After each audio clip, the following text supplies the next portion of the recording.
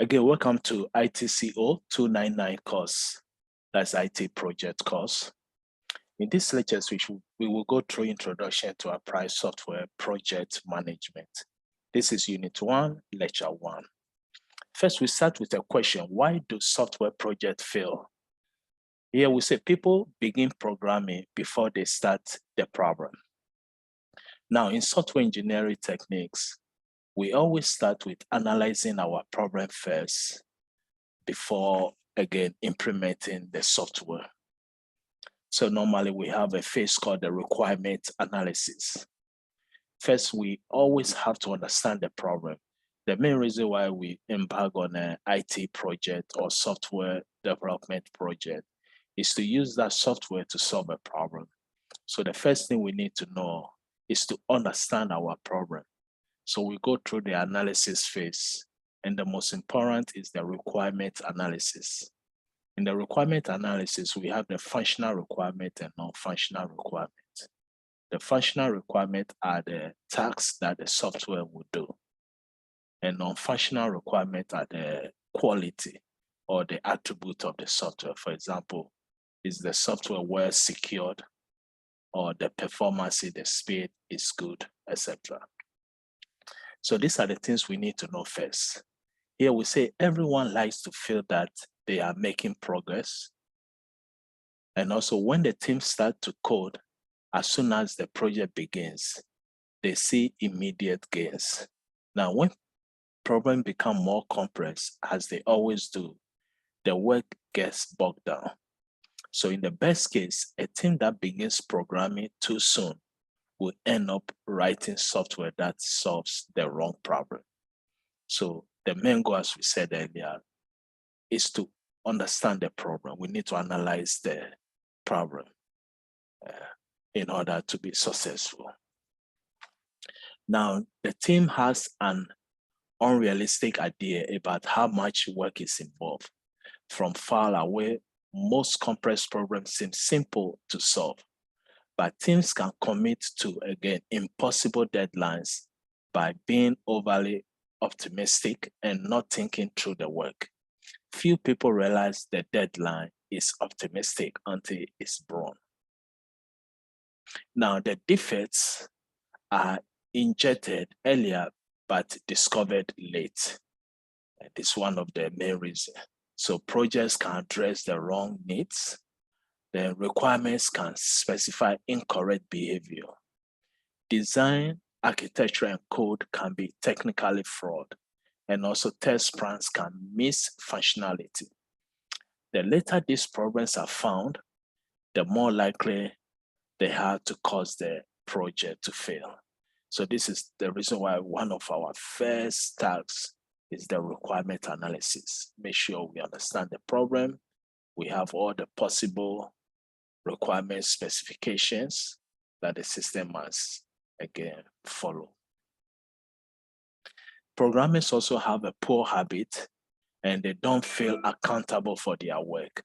Example, programmers don't have good control of their source code, or code written by one person is often difficult for another person to understand. Programmers don't test their code, which makes diagnostic and fixing bugs more expensive. Also, the team does not have a good sense of the overall health of the projects. Also, why do software projects fail? Managers try to test quality into the software. Again, managers try to test quality into the software. Everyone assumes that the testers will catch all of the defects that were injected throughout the project. Now, when testers look for defects, managers tell them they are wasting time. Now, when testers find defects, programmers are antagonized because they feel that they are being personally criticized. So when testers miss defects, everyone blames them for not being perfect. How can we make sure that, again, our projects succeed? Now here we say make sure that all decisions are based on openly shared information. It's important that a group project, all the members of the project must work together, share ideas together. Especially involving a software, we have to make sure the stakeholders, the end users must get involved.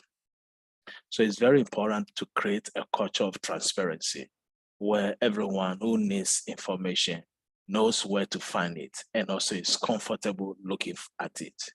All project documents, schedules, estimates, plans, and other work products should be shared with the entire team.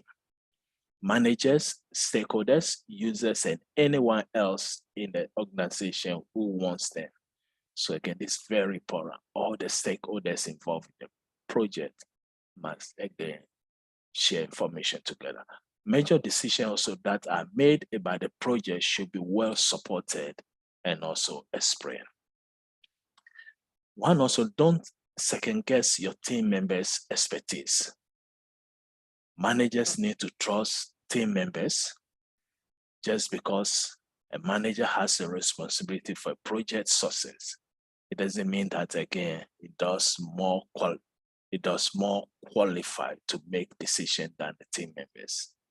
So if you don't have a good reason to veto an idea, then don't do it. Also, we should introduce software quality from very beginning of the project. Review everything, test everything. Use reviews to find defects, but don't expect the review to be perfect. Also, we should use reviews to gain a real commitment from the team. It's always faster in the long run to hold a review than it is to skip it. Also, we shouldn't impose an artificial hierarchy on the project team. All software engineers were created equal. So a manager should not assume that programming is more difficult or technical than design, testing, or requirement engineering. Managers should definitely not assume that the programmer is always right or the tester is always raising false alarms. Also, we should remember that the fastest way through the project is to use good engineering practices. So managers and teams often want to cut important tasks, especially estimations, reviews, requirement gathering, and testing. If it were faster to build a software without these practices, we will never use them. So these techniques are mostly used in software engineering. We have the waterfall model, SRAM programs, scrubs. There are so many techniques. So every one of these practices is about saving time and also increasing quality by planning well and finding defects early. Cutting them out will cost time and reduce quality. So that will be the conclusion for these lectures. Again, these are very short lectures, and the main goal about these lectures is two things: why project fails and how can a project succeed. So we went through some list of items and also some recommendations that make it possible. So again, see you in the next lectures and wish you the best. Thank you.